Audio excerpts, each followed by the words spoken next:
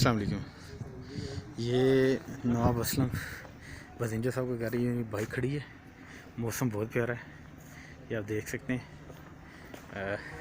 बड़ा खूबसूरत गेट बना हुआ है, मुझे लगा से रूम मिला हुआ है। और नवाबों के नवाब गाड़ी होते हैं, क्या ज़बरदस्त रूम है, ये आप देख सकते हैं।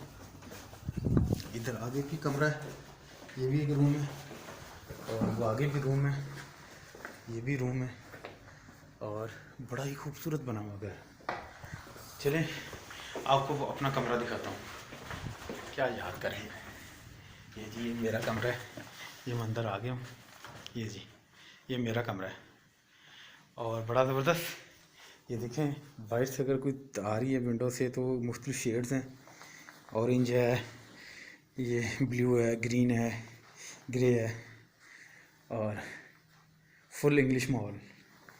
ये देखें, मैंने अपना जो है ना गंद डाला हुआ है, इंग्लिश, फुल्ली इंग्लिश वॉशरूम।